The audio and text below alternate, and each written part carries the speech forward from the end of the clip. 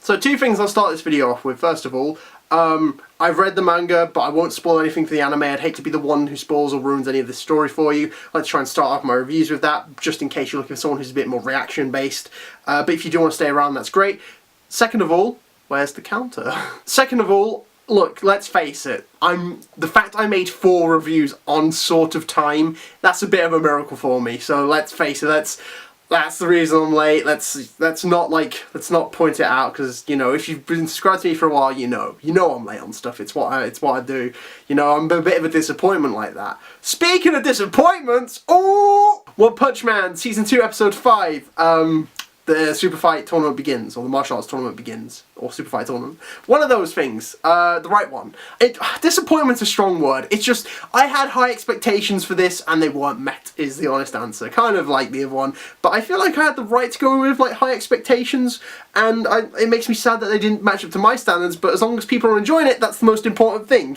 Let's start off with, let's just start off talking about it. So, episode starts off, of course, with Cinta still destroying everywhere, and then Metal Knight rolls in, and I've got to be honest, that whole thing looked really good, and it's always the things like this that are really catching me off guard with this kind of stuff, is like, you know, tank top, I did it again! Tank top tackle, like in a couple episodes ago, looked really good then too, and I was like, okay, I didn't expect that, but that's fine. Same with Metal Knight's arrival, when Metal Knight, like, bursts in, like, rocketing through, firing missiles. It looked great. Same with Cinta. Like, Cinta, like, the CG works for him, maybe because he's big and he's slow, so, like, there's not that many rapid movements, but I said Senpai looked good for the opposite reasons. But you know what? I think Cinta looked good, it really looked good in this episode. I was really surprised how well the CG looked. Kind of the two main things, really, of this episode was, like, like, the monster designs throughout this episode, they were fine. Some I was, like, you know, compared to the art of, like, the manga, which is, like, top, like, it's like some of the best I've ever seen. I was like, it's not as good, but I was like, okay, you like that, that's fine. I'm ready to see, like,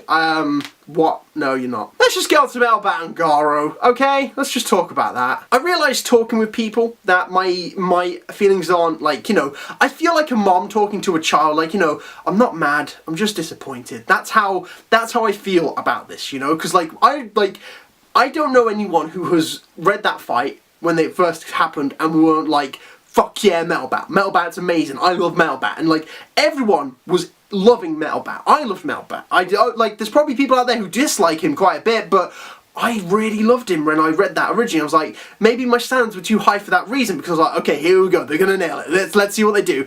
And it's kind of been the problem with my issues with Season 2 is the pacing of it, because like, it sounds weird to say a fight needs to slow down, but I think this would have really helped if it slowed down at times. So, like, for example, one of the main things I remember, like, to me it should have slowed down a little, is when obviously they're having their clash at the beginning and Garo and Metalbat can't land any hits on Garo, and then Garo goes for the kick, and then Metalbat stands there and takes it, because the S-classes haven't really been shown to be, like, you know, that great, I suppose, in comparison, like, in one-on-one fights, because we've only, like, S-class heroes, we've got Genos, who is famous for losing, despite putting up a good fight. We've got Puri Prisoner, who also lost, despite being S-class hero, against the Demon rank threat.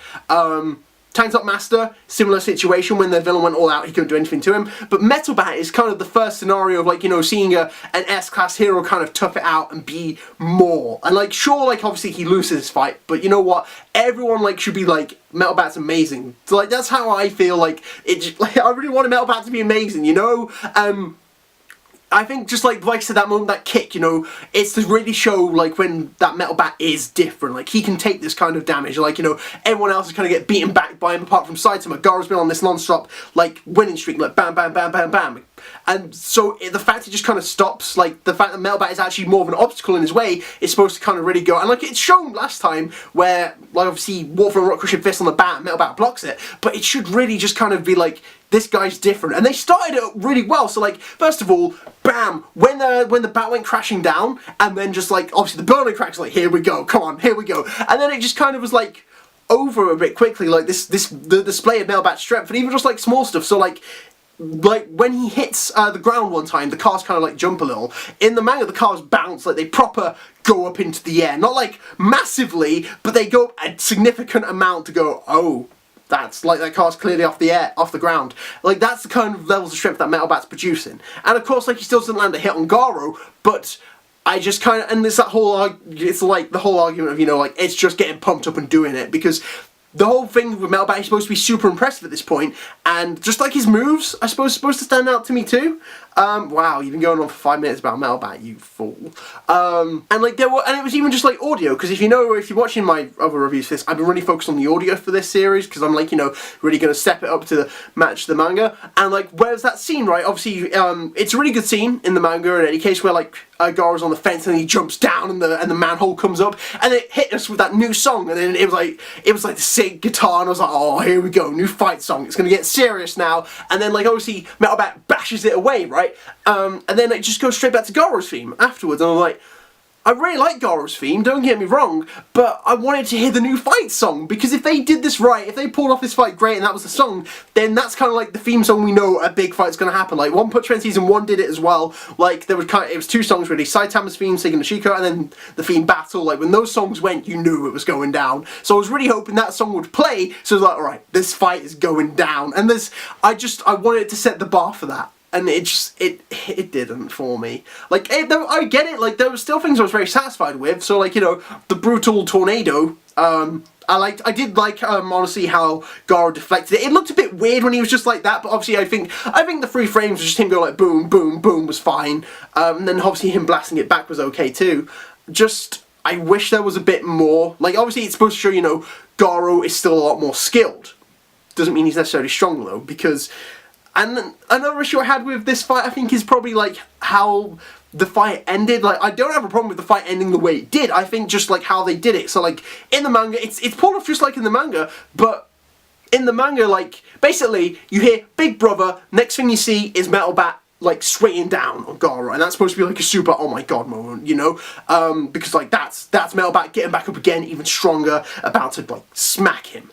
But, like... when that happens in the manga, like, a chapter ends, Big Brother, and then it happens later on, but the fact this all kind of happens suddenly, like, I think it would be more of a shock if you see Metal Bat swing down, right, and then you hear, Big Brother, and then, like, that's when he stops, and then, like, even the Force, like, that's another thing for me, like, I feel like I'm just saying loads of bad stuff about this, but, like, I really just wanted this episode to be special. I wanted everyone to, because I don't know, like, I don't feel like there's the same hype for this, obviously, Season 2 as there was for Season 1, but, like, I really wanted this to be, like, One Punch Man's back, baby, and then it wasn't there for me, like, I recognise it. Character-wise, though, I loved everyone. I thought, like, obviously, first of all, I haven't really had a chance to talk about her. Zenko, I love Zenko. She's sick. She's just, like, she's a little Metal Bat in the sense of, like, she's a girl and she's doing her own thing, but she's got that Metal Bat stance. So, like, the moment Goro goes for that finishing blow on Metal Bat, she's like, no, your fight's done, we're done, you can go now. And she doesn't back down for a second, no hesitation, she's got that Metal Bat glare. I love that about her, and like, she's a little sister and she cares about her big brother, but she's also like, she is part of the Metal Bat family, and I'd love to see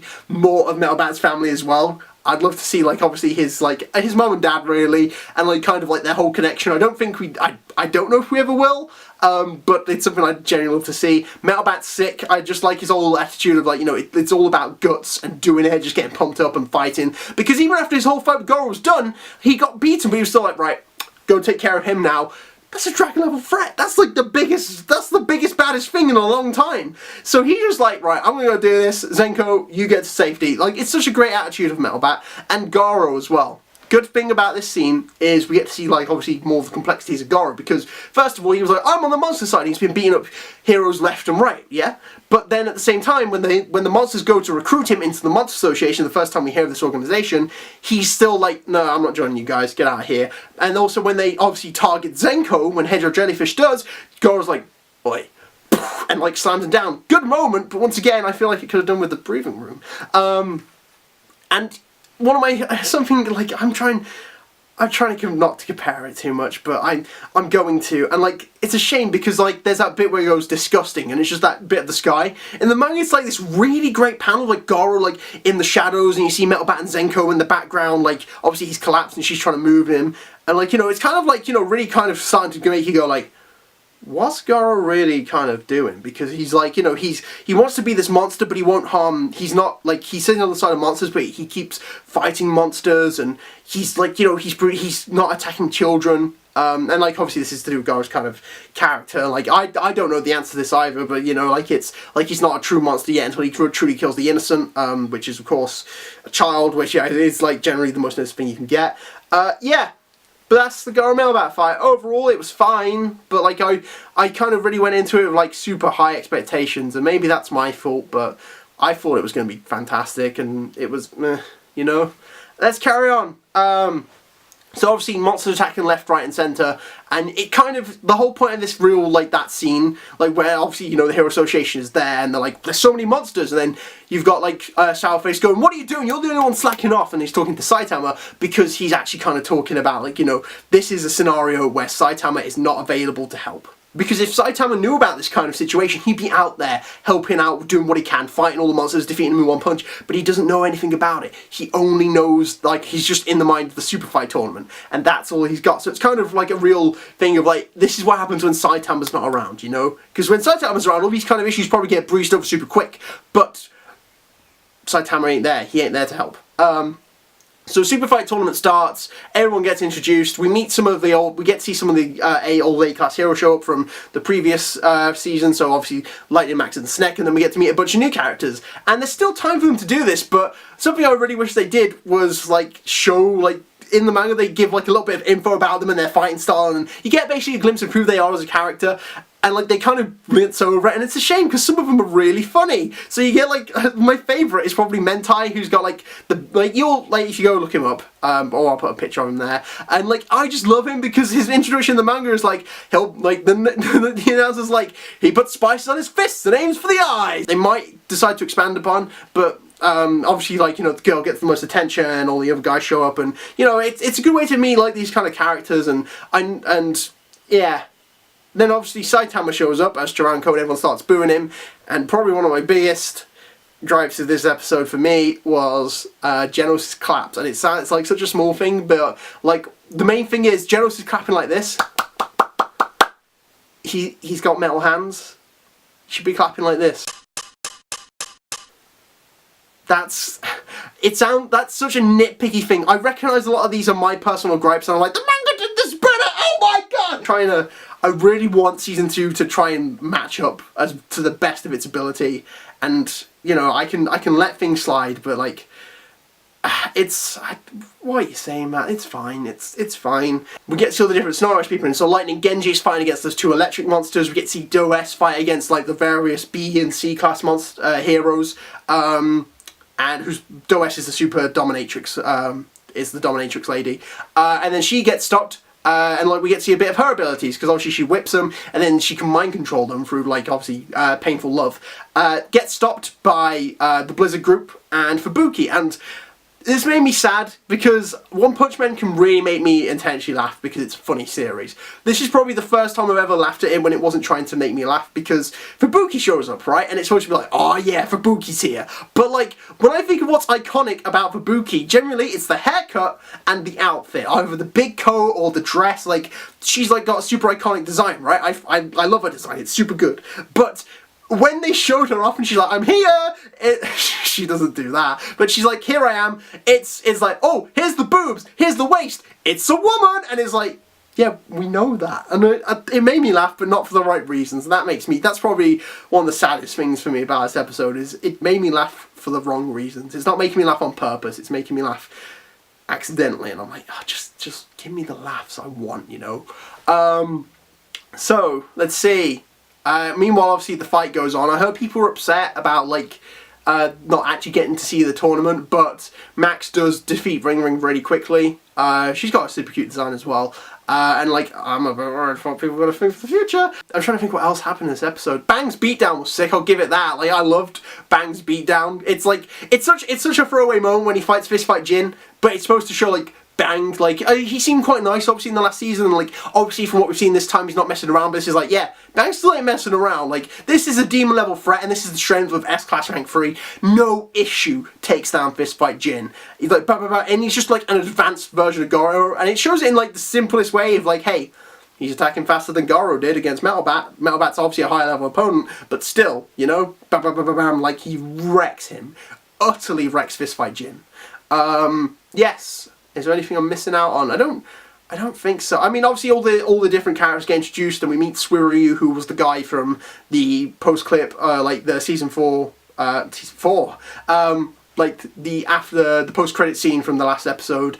and obviously he's very popular and beloved. In contrast to Saitama, which is quite interesting because how this episode ends, because obviously we get the scenes of, you know, we get the fight, we get to see obviously the differences. Basically they explain the bracket system to us, and you know, how they put weaker opponents against more fighters, so like, you know, to try and weed him out kind of thing. And then obviously Zakos is there too, and Saitama's like, oh, you must be weak too, and he's like, you're going down.